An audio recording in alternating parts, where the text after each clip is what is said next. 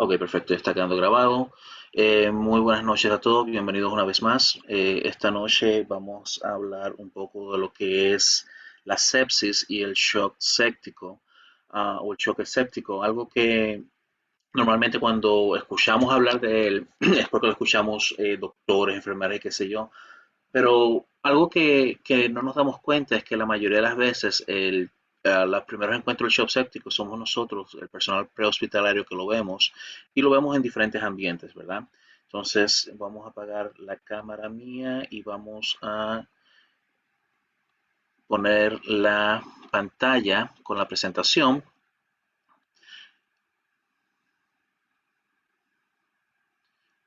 Perfecto. Entonces, este es el tema de hoy, sepsis y shock séptico, ¿verdad? Como dije anteriormente, es una gran incidencia con un gran índice de mortalidad en las personas. Vamos a hablar de algunos numeritos que aparecen por ahí. Recuerden algo, cuando hablo de algunos términos, quizás se le va a... uso los términos mucho en inglés que usamos acá en Estados Unidos, quizás no son la misma terminología que usan en Latinoamérica o en sus países. Yo voy a tratar de mantenerlo lo más neutral posible. De la misma manera, recuerden que cuando empieza a hablar del tratamiento, el tratamiento realmente no es tan complicado. Voy a hablar del tratamiento y medicamentos que usamos en el nivel prehospitalario. Recuerden algo, estoy hablando de los protocolos míos, protocolos locales. Estos protocolos pueden variar en sus países y quizás no tengan acceso a los medicamentos, pero por lo menos van a tener una idea de cómo se trata realmente una sepsis o un shock séptico. Vamos a arrancar primero con definición de algunos términos que podemos ver en lo que es, pueden estar presentes o pueden escuchar o leer en la documentación de los pacientes. El primero de ellos es la bactericemia, ¿verdad? Es una invasión transitoria de la circulación causada por bacterias realmente. Septicemia es la presencia prolongada de bacterias en la sangre acompañada de una reacción sistémica. Ahí es cuando empezamos a hablar de sepsis y demás. El SIRS, que son las siglas en inglés, la traducción es síndrome de respuesta sistémica inflamatoria, que en algún momento se usó para definir o hablar de lo que era la sepsis en algunos pacientes. Es un síndrome que está caracterizado por la presencia de dos o más de algunos criterios clínicos. Entre estos criterios vamos a tener una temperatura mayor de 38 grados Celsius o menos de 36 grados Celsius. Algo que normalmente siempre pensamos cuando escuchamos hablar de sepsis y shock séptico es que los pacientes van a tener una temperatura alta por la fiebre que causa la sepsis y todo lo demás. Esto vamos a derribar ese mito porque también la sepsis puede presentarse como un choque frío, que de hecho en algunos términos acá en Estados Unidos usamos la sepsis fría o la sepsis caliente o tibia, ¿verdad?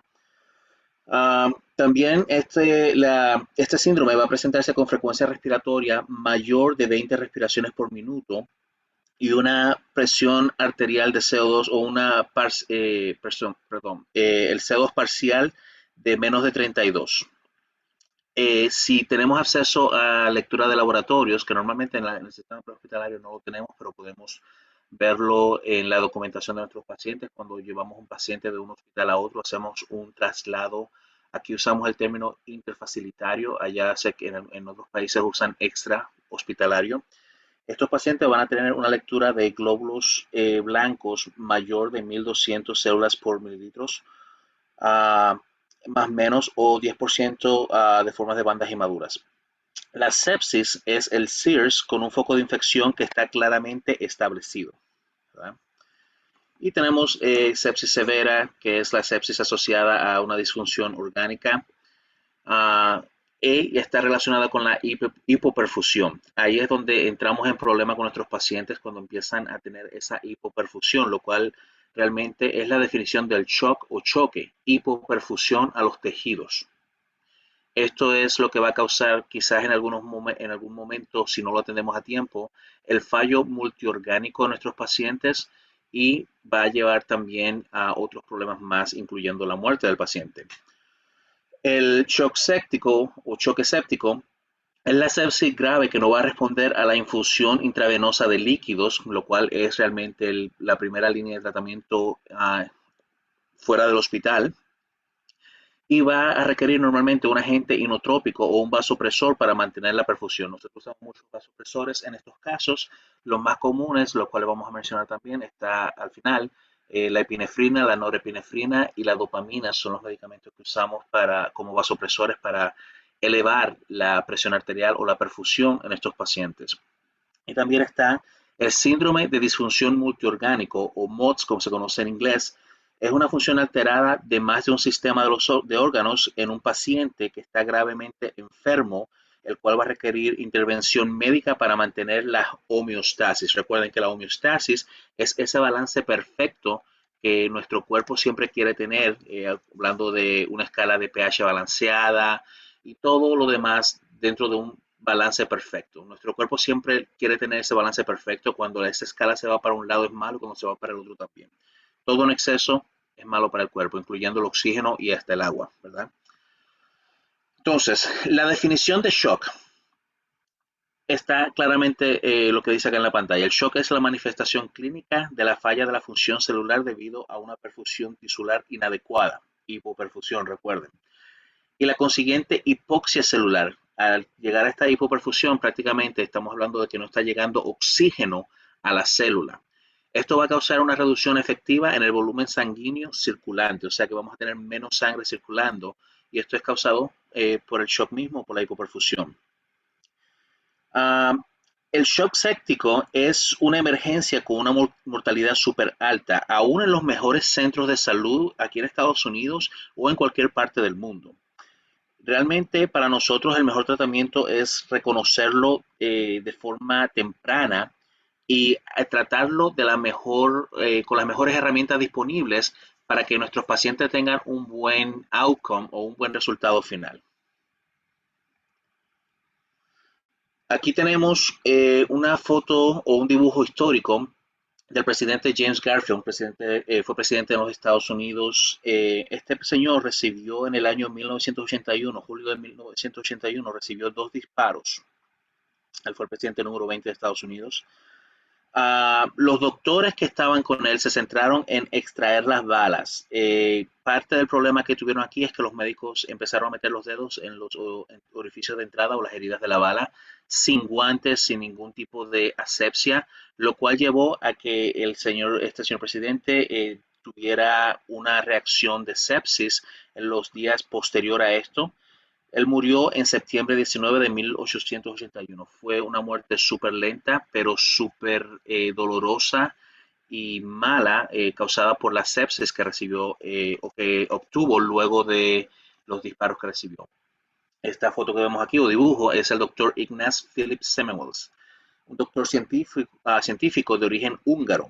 Es considerado el pionero en procedimientos antisépticos. En uno de los hospitales que él trabajaba ocurrió había un alto número elevado, perdón, de incidencia de fiebre puerperal, o sea, personas féminas que dieron a luz, luego de dar a luz tuvieron episodios de sepsis luego de esto. Este señor descubrió que parte del problema era que los doctores que tenían estas personas y las enfermeras también no se lavaban las manos antes de hacer ningún tipo de procedimiento con ellas y después también cuando daban el seguimiento a estos pacientes. Él hizo el cambio y pidió que empezaran a lavarse las manos en uno de los hospitales que trabajaba y el otro hospital no lo hacían. Entonces se vio la disminución de muertes en las madres nuevas en el hospital donde empezaban a practicar sepsia. Entonces, es considerado el salvador de las madres por este hecho. Lamentablemente, así como en todo lo que hemos visto históricamente, personas que vienen con este tipo de ideas muchas veces son considerados personas con problemas mentales, charlatanes y demás. Este señor fue expulsado de la comunidad médica hasta años después que se dieron cuenta, wow, sí, él tenía razón, y empezaron a hacerle más caso. Aquí vemos la incidencia de las clínicas donde él trabajó. La raya azul vemos que es en la que él empezó a exigir que se lavaran las manos antes de los procedimientos y después de los procedimientos. Y el número de muertes disminuyeron de forma significativa. Entonces, sepsis está compuesto por todo esto, infecciones, virus, tiene sensibilidad de tiempo, o sea que mientras más tiempo la persona tiene la sepsis, más daño va a causar, va a llevar a fallo orgánico, va a llevar a la muerte del paciente y demás, ¿verdad? Este triángulo, sé que lo han visto en algún dibujo por ahí, en algún libro de los que hayan leído, especialmente si han visto los libros de PHTLS y demás, lo han visto. Este se conoce como el triángulo de perfusión. Uh, este es lo que mantiene nuestro cuerpo funcionando, lo que mantiene la parte de la homeostasis. Tenemos la bomba, que es el corazón, la sangre, que serían los fluidos, y los vasos sanguíneos, que es la tubería por donde viajan esos fluidos. Para que nuestro cuerpo funcione de forma adecuada, estos tres deben de estar funcionando en unisonio, deben estar funcionando de forma perfecta. Cuando hablamos de un shock o un choque en el paciente, es porque uno de estos tres está fallando. No importa cuál tipo de shock estemos hablando, séptico, anafiláctico, cardíaco, cualquier tipo de shock del que estemos hablando, este es la causa, uno de estos tres o quizás más de uno de estos tres. Aquí lo vemos acá, lo habla más, un poco más en detalle. El corazón, esto va a llevar a que no haya suficiente perfusión sanguínea. Si los vasos sanguíneos son afectados, van a perder la dilatación o la habilidad de contraerse para elevar la presión. Entonces, la presión arterial de la persona va a caer en hipoperfusión y estamos cayendo en problemas. Y si tenemos un shock hipovolémico, no tenemos los fluidos que van a transportar los nutrientes y el oxígeno a donde es necesario, especialmente a los órganos. Algo que es súper importante y algo que quiero que tengan siempre en mente cuando hablamos de choque y en relación a nuestros pacientes, para que entiendan cuando hablamos de las diferentes facetas del choque, las diferentes fases del choque, que es la parte compensatoria y la parte descompensatoria. El cuerpo suyo va a tratar de hacer todo lo posible para mantenerlo vivo, ¿verdad? Entonces, alguna de las cosas que hace es que va a elevar la frecuencia cardíaca, va a comprimir los vasos sanguíneos para elevar esa presión. Esas son de las cosas que vamos a ver. Cuando hablamos de choque hipovolémico, tienen que tener en cuenta algo también. No es solamente la pérdida de sangre, también puede ser por deshidratación, especialmente en los pacientes pediátricos, ¿verdad? Entonces, esa es la parte compensatoria. Cuando hablamos de la parte descompensatoria, en este caso va a empezar a decaer el ritmo cardíaco, va a empezar a decaer la presión arterial y todo lo demás, ¿verdad?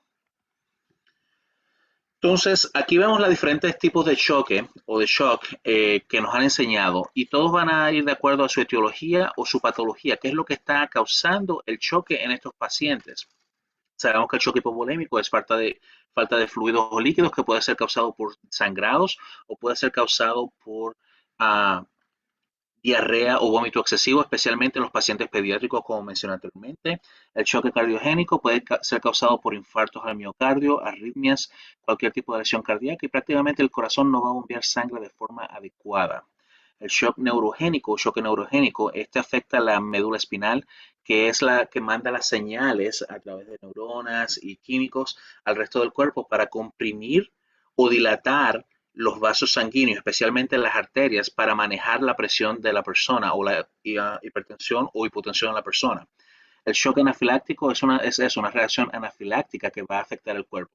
Luego más adelante quizá vamos a hacer un webinar de lo que es anafilaxis específicamente, ya que es un tema más profundo.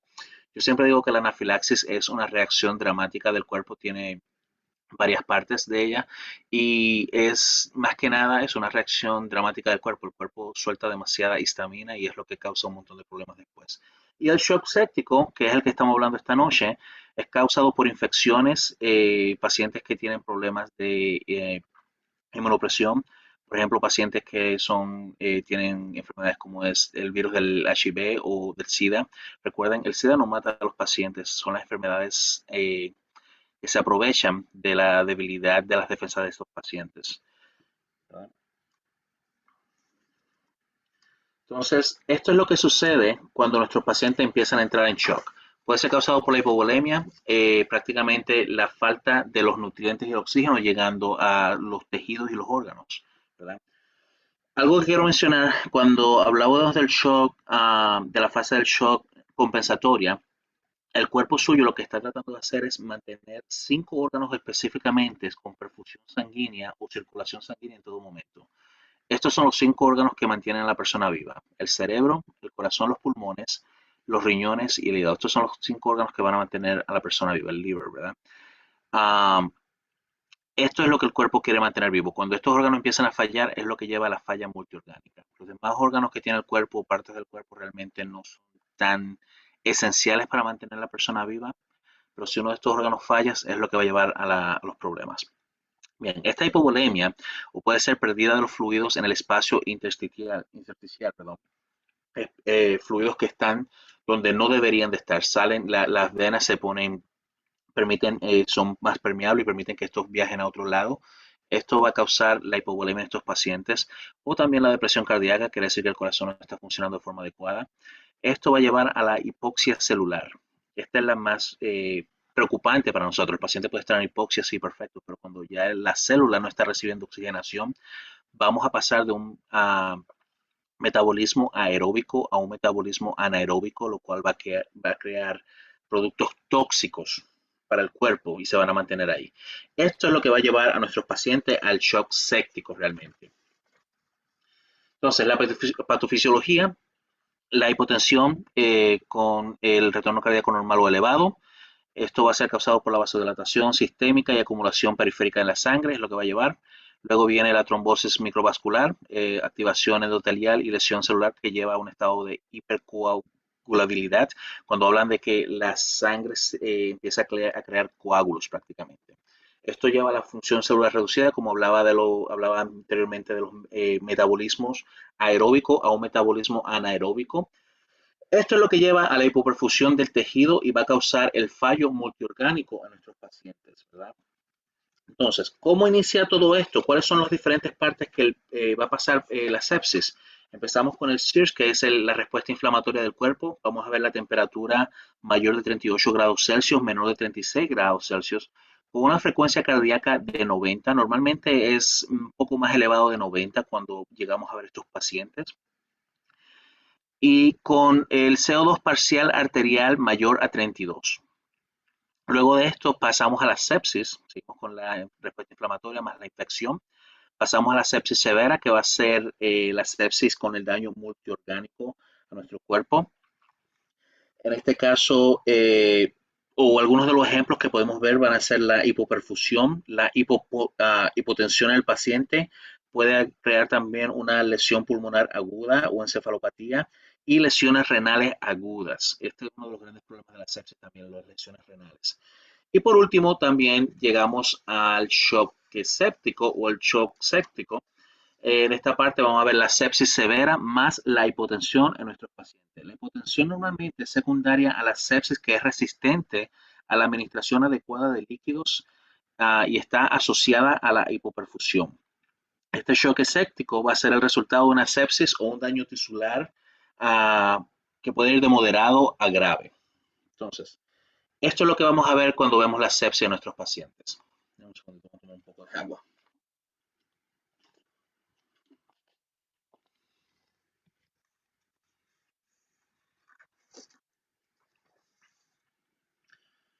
Todo inicia con un lugar de infección.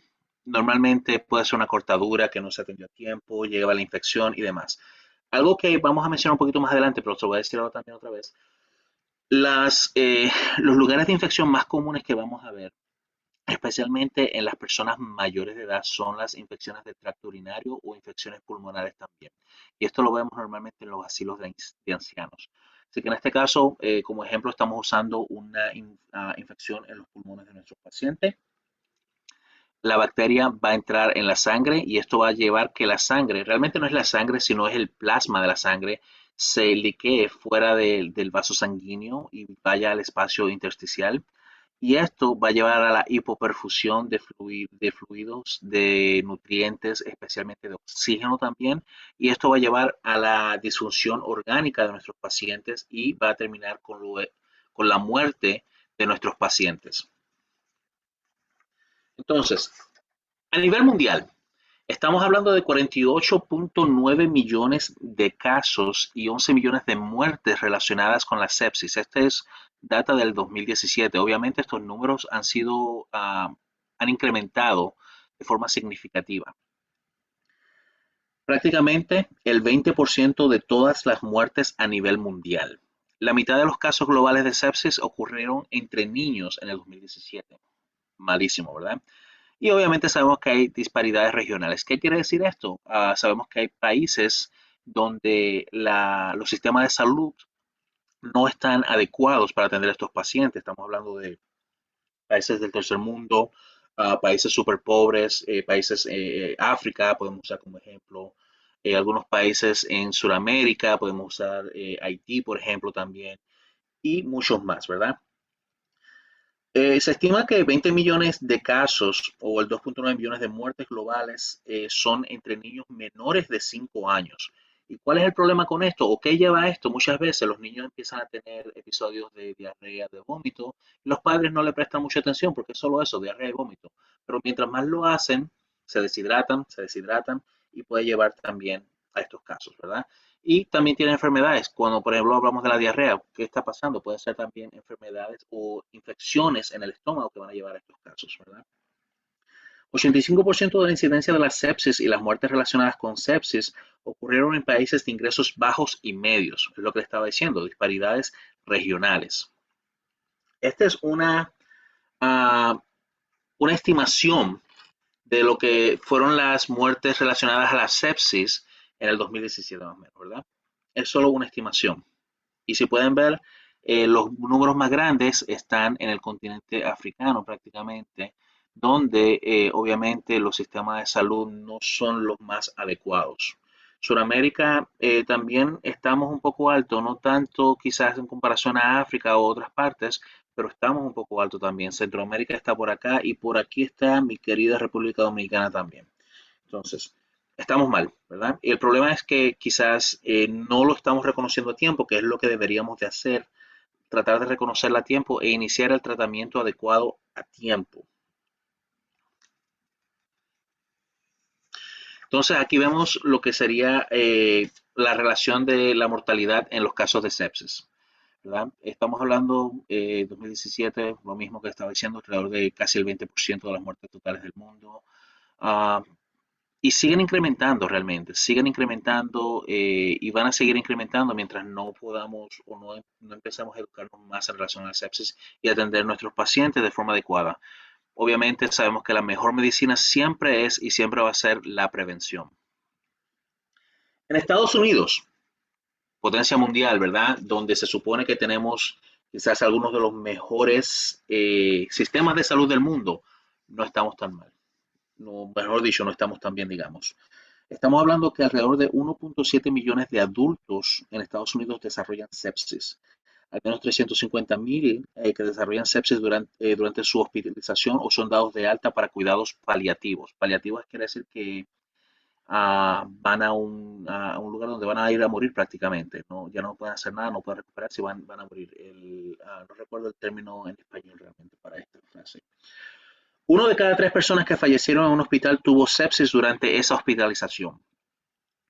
La sepsis o la infección que causa la sepsis comienza antes de que el paciente vaya al hospital en casi el 87% de los casos. ¿Qué quiere decir esto? Nosotros, el personal prehospitalario, estamos viendo a estos pacientes, ¿verdad? Costo relacionado, estamos hablando de 24 mil millones de dólares anuales en relación a la sepsis, ¿verdad? Massachusetts, el estado donde yo vivo, hay un estudio que dice que la septicemia y las infecciones diseminadas representaron el 4.1% de todas las admisiones hospitalarias en todo el estado, lo cual lo va a convertir en las afecciones en la principal causa de hospitalización después del trabajo, después de del labor, del parto y el nacimiento de un recién nacido. Así que, como dije, no estamos tan bien como quizás creímos o creíamos que estamos. Estados Unidos siendo una potencia mundial donde se pone mucho énfasis en la salud, no estamos tan bien como quisiéramos, pero tampoco estamos tan mal en comparación a otros países. Ahora bien, ¿quiénes son las personas que están en riesgo? Mencionaba ahorita las personas mayores de edad. Personas mayores de 65 años son quienes están en altos riesgos. Personas que tienen enfermedades o condiciones médicas crónicas, como son la diabetes, eh, enfermedades pulmonares, cáncer y enfermedades de los riñones. Eh, Personas que ya tuvieron sepsis tienen un gran índice de que puedan tenerlo otra vez. Personas que tienen un sistema inmune debilitado, por ejemplo, personas con virus de HIV.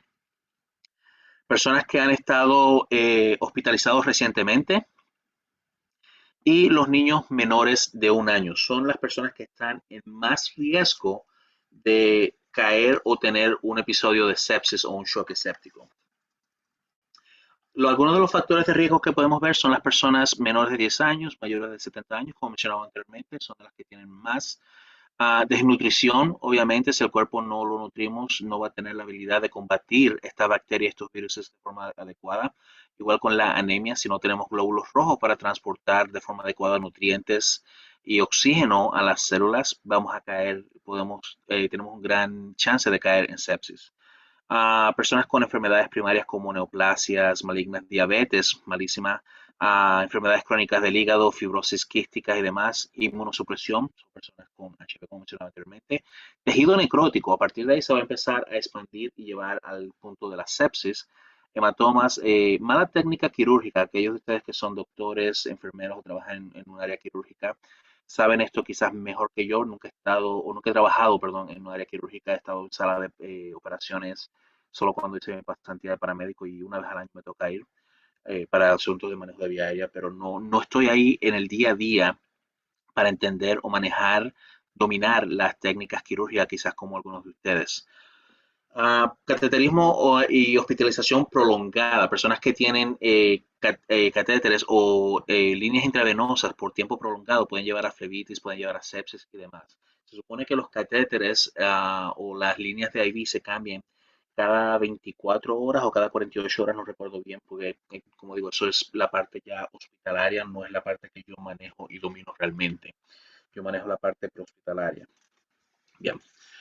¿Cuáles son los 4 tipos de infecciones que están más asociados con la sepsis, como mencionaba anteriormente? Infecciones del tracto urinario y enfermedades del pulmón. Esas son las primeras dos que siempre van a estar en el tope que pueden llevar a la sepsis, son las más comunes. Por ejemplo, ahora en Estados Unidos estamos en época de frío y los pacientes empiezan a desarrollar pulmonías que pueden llevar a sepsis. Las infecciones del tracto urinario son súper comunes, especialmente en la población mayor, la edad adulto mayor, y especialmente en las féminas, son quienes tienen un gran índice de estas enfermedades. Y son los pacientes que normalmente vamos a ver con sepsis. Lesiones en la piel o problemas estomacales también van a llevar a la sepsis. Algo que no sé qué tan familiarizados estén ustedes con las enfermedades del tracto urinario, siempre digo que se pueden oler prácticamente. Huele como orín viejo de días, de años que está guardado ahí. Cuando el paciente se mueve sale solo súper fuerte. Eso representa o es una indicación de que el paciente pueda tener una infección del tracto urinario, al igual que un estado mental alterado, temperatura, ese tipo de cosas, y el color del urine, del orín, es súper oscuro. Okay. Signos y síntomas de la sepsis. Puede causar confusión o desorientación a nuestros pacientes. Algo que tenemos que tomar en cuenta también es que hay otras condiciones que pueden llevar a esta confusión o desorientación en nuestros pacientes, ¿verdad? Por lo tanto, tenemos que tener un índice de sospecha o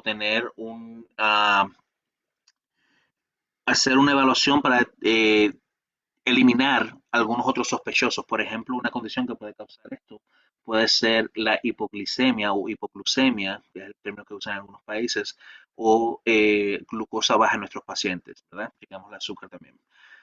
Estos pacientes pueden tener dificultad para respirar, especialmente si la infección está en los pulmones. Alta frecuencia cardíaca porque el corazón está tratando de compensar para mantener una presión o tensión arterial algo normal para permitir la perfusión a los órganos que habíamos mencionado anteriormente. Pueden tener fiebre, sepsis caliente, o pueden tener escalofríos o sensación de mucho frío, sepsis fría, ¿verdad?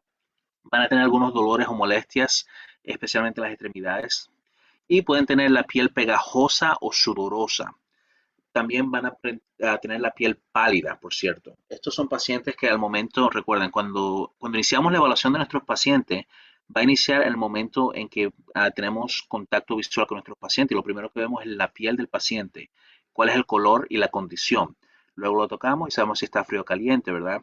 Y obviamente si el paciente está alerta o no, ese tipo de cosas. Esas son parte de nuestra evaluación, así que son cosas que vamos a ver en nuestros pacientes. Ahora bien, Hablaba que la sepsis o el choque séptico tiene diferentes facetas o diferentes etapas. La primera que vamos a hablar es la que sería la etapa compensatoria. Recuerda, el corazón o el mismo cuerpo suyo está tratando de compensar para mantenerlo con vida, tratar de mantener la perfusión sanguínea a esos 5 órganos que son vitales para nosotros. Esto también se conoce como el shock tibio. El paciente va a presentarse de forma febril, o sea, fiebre, temperatura 38,2 a 41 grados Celsius. Pueden tener escalofríos y malestar. La piel va a estar cálida, seca y enrojecida. Van a estar presentando hiperventilación. Cuando hablamos de hiperventilación, no estamos hablando de extremos de 35, 40 respiraciones por minuto. Pueden ser fácilmente 25 o más, ¿verdad? El pulso va a ser rápido, quizás puede presentarse un pulso débil también, pero rápido. Y la presión de pulso, o sea, la diferencia entre la presión sistólica y diastólica va a estar un poquito amplia y va a seguir ampliándose dependiéndose de qué tan el estado que está el paciente dentro de la misma sepsis. Bien. La etapa tardía, en este momento el cuerpo trató de eliminar ese invasor con calor, ahora ya no puede compensar más, ahora nos estamos yendo al otro extremo, ¿verdad? Estos pacientes van a presentar el estado mental alterado, que por cierto es un síntoma de los signos que hablábamos del estado mental alterado de nuestros pacientes. Si no hay una causa, vamos a sospechar sepsis. Van a presentarse con piel fría y pegajosa, un pulso débil, pueden presentar hipotermia o hipotensión, oliguria, ictericia. En inglés el término es jaundice, que es el color tipo amarillento en la piel, especialmente en la esclera del ojo, que sería la parte blanca del glóbulo ocular. Pueden presentar hemorragias en el tracto gástrico alto, o sea, van a estar vomitando sangre prácticamente. Y pueden tener una coagulación intravascular diseminada. Esto va a causar mucho, mucho, mucho problema para estos pacientes. Si tenemos coagulación sanguínea dentro, uno de esos coágulos puede terminar en el cerebro, puede causar un derrame cerebral, un stroke. En los pulmones puede causar una eh, embolia pulmonar o puede llevar a un infarto también. Ahora bien, ya para terminar con esto, prácticamente, este es el tratamiento que vamos a darle a nuestros pacientes. Oxígeno. Uh, el punto principal de lo que es el tratamiento para nuestros pacientes es la reanimación rápida y eficiente, si es posible. ¿Cuál es nuestro objetivo? Mejorar el estado hemodinámico de nuestros pacientes y asegurarnos que llegue oxígeno a la célula, ¿verdad? Ah, entonces, vamos a administrar oxígeno. Normalmente siempre digo que el oxígeno, mucho oxígeno es malo para nuestros pacientes, pero este es uno de los casos en el que queremos darle altos niveles de oxígeno. Estamos hablando de prácticamente unos 15 litros por minuto, quizás con una mascarilla de no respiración para estos pacientes. Y lo siguiente es reemplazar el volumen. Acceso vía intravenoso con cánulas de alto calibre. Normalmente, uno de los que yo uso mayormente en estos casos es de una cánula de 18.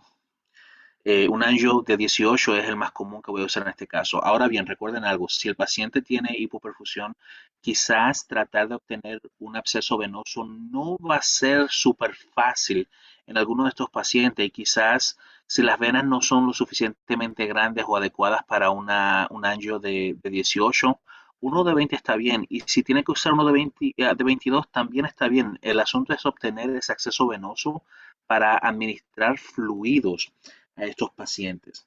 Vamos a iniciar cristaloides. Normalmente, preferiblemente el lactato de Ringer es súper bueno y la solución salina también va a ser súper buena. Ahora, si ven en la pantalla, ven una cascada. ¿Qué quiere decir esto? ¿Cuánto fluido vamos a darle a este paciente? Mucho, mucho fluido. Vamos a darle boloses de 500 mililitros hasta el máximo de 30 mililitros por kilogramo del peso del paciente. O sea, mucho. Prácticamente luego que yo obtengo el acceso venoso con un ancho de 18, yo lo abro a todo volumen y que alimente las venas del paciente prácticamente. Así que mientras más, mejor. Ahora bien, si el paciente presenta hipoperfusión aguda o hipotensión profunda, vamos a tener que usar vasopresores. Vamos a usar los preferibles. Aquí tenemos los tres que se usan más comúnmente acá. Adrenalina o epinefrina, dopamina y el Levophed, que también es norepinefrina. Mayormente usamos la norepinefrina, es la más común y la más quizás segura de usar realmente porque tiene menores efectos. Y lo vamos a usar a través de una pompa de infusión. Se puede hacer la matemática y calcular el goteo y todo eso, pero realmente la forma más segura es usarlo a través de una pompa de infusión. Personalmente, yo siempre digo que no soy muy bueno en matemáticas. Yo sí puedo hacer matemática de farmacología sin ningún problema, pero si tengo la forma de hacerlo de una forma segura y eficiente, asegurarme que si le voy a dar 4 miligramos al paciente de este medicamento por minuto, por hora, o por como sea, ¿por qué no hacerlo con una bomba que me va a asegurar que es la cantidad que le voy a dar al paciente, ¿verdad? El principal objetivo es lograr una presión arterial media mayor de 65. No estoy buscando una presión arterial sistólica, no, ese número no me importa en este momento. Lo que me importa es la presión arterial media mayor de 65. La norepinefrina es la favorita que usamos porque tiene efectos alfa y beta 1, uh, especialmente en el shock séptico que es refractorio a la reposición de volumen, o sea que no está reaccionando por más volumen de fluidos que le estamos dando a nuestros pacientes. Y también el paciente se presenta con bradicardia. La dosis que usamos nosotros acá es 0.1 a 0.5 microgramos por kilogramos por minuto. Ahora empiecen a hacer la matemática si pueden, pero como ven, por eso una de las cosas que yo prefiero la pompa de infusión hace la vida más fácil. Yo solamente le agrego lo que quiero ahí, le pongo la información de cuál es la dosis que tengo a mano, la concentración y el peso del paciente y en cuánto tiempo y la máquina se va a encargar de hacer la matemática por mí. Obviamente yo voy a hacer la matemática también para confirmar que es correcta, pero aquí en el estado de Massachusetts, cuando hacemos medicamentos de infusión, es mandatorio por protocolo que usemos una pompa de infusión. Todas las ambulancias nivel paramédico o ALS tienen por ley desde hace 3 años, tienen una pompa de infusión. Bien. La dopamina va a causar vasoconstricción sistémica de forma inotrópica y también crea vasoconstricción renal en nuestros pacientes. Eso hay que tener en cuenta. Si vamos a usar dopamina, la dosis para esta sería de 2 a 20 microgramos por kilos por minuto. Es lo que vamos a usar. Normalmente una dosis segura, sin causar tanto daño, normalmente yo arranco con unos 5 microgramos por kilogramos por minuto. Es una dosis segura. Puedo llegar hasta 10 si es necesario, pero me mantengo en ese rango. Como dije, honestamente, yo personalmente prefiero la norepinefrina porque tiene mucho menos efectos secundarios. Si vamos a usar una dosis de adrenalina o epinefrina, la dosis de esta es de 2 a 10 microgramos por minuto. Ahí no tenemos que tener la necesidad de calcular el peso del paciente. Para muchas personas es mucho más fácil usar la adrenalina por lo mismo. La matemática es más simple realmente y nos va a dar una dosis adecuada realmente. Si usamos la línea de microgotas, solamente la podemos abrir a la mitad y ya con eso tenemos una dosis inicial de 5 prácticamente. La que estamos hablando de microgramos o microgoteo sería de 10. Si la abrimos a la mitad, tenemos 5 aproximadamente y estamos dentro del rango de esa dosis. Por eso muchas personas la prefieren porque es más fácil. Um, Se habla mucho de la dosis o del push epi, como se le conoce acá. Se toma 1 mililitro de epinefrina, perdón, y se le agrega una jeringuilla de 10 mililitros con 9 mililitros de salina y se van dando microdosis o dosis de 1 mililitro por cada push prácticamente para ver la reacción del paciente. Sí se puede hacer, honestamente yo la he hecho, pero solamente lo hago de forma inicial en lo que preparo o mi compañero prepara la pompa con la infusión del Levophed o de la norepinefrina. Es la forma de hacerlo también, una forma segura de hacerlo, pero no es lo recomendable de mantenerse dando push, la dosis de push de EPI todo el tiempo con estos pacientes. Recuerden que quizás el tiempo de traslado suyo puede ser mucho mayor que el tiempo de traslado mío. Mi tiempo de traslado máximo, estamos hablando de quizás unos 20, 25 minutos máximo, y ahí y ya eso es muchísimo dependiendo del tráfico también, para mi tiempo de traslado. Así que en ese tiempo no necesito, podría estar dando la push dose EPI, pero honestamente prefiero usar la pompa con la norepinefrina, incluso mejor que la dopamina. La norepinefrina es algo importante. Muchas personas dejaron de usarla hace unos años atrás porque consideraban que no era buena. Resulta que realmente es mejor que la dopamina misma, mucho menos tóxica para el paciente. Y eso es todo. Lo que íbamos a conversar esta noche, quería hacerlo algo corto, una media hora, 40 minutos más o menos, nos mantuvimos dentro de ese rango. Eh, Ahora vamos a cerrar acá. Por cierto, si no me han seguido en las redes, estos son mis redes, pueden seguirme acá por todas las redes, pueden escribirme también. Si no se han suscrito a mi podcast, pueden hacerlo. Este va a quedar grabado acá en el podcast. Ah, eh, bueno, eso es realmente todo lo que tengo para ustedes. Vamos a cerrar esta parte acá. Y vamos a abrir la parte de preguntas. Si tienen alguna pregunta, alguna duda, algo que quieren que les aclare, estoy acá a la espera. Pueden escribir las preguntas, creo que tienen que escribirla, no tiene para darle el micrófono a ustedes.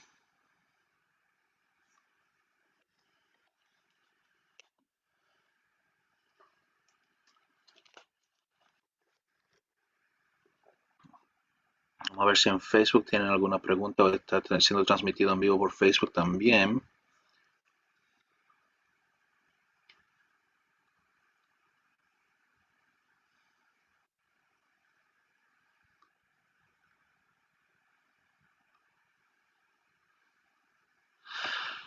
No veo preguntas, ok.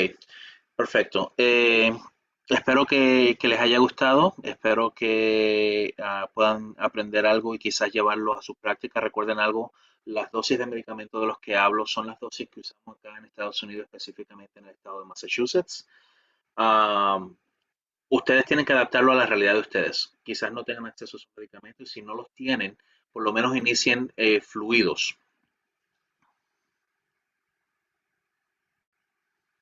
Y me preguntan, ¿considera que se debe hacer una evaluación de respuesta a líquidos antes de pasarlo? Sí, absolutamente. Podemos evaluar cómo reacciona el paciente a los líquidos antes de pasarlo, absolutamente. Pero en este caso, realmente necesitan esos líquidos, necesitan fluidos para elevar la presión, para elevar o mejorar la perfusión, al igual que también van a necesitar vasopresores. Sí se puede hacer, no está contraindicado, quizás es lo más recomendable. eh, Debes de llevarlo a tu práctica siempre. Yo lo haría, honestamente. Ok. ¿Alguna otra pregunta por acá, en algún lado?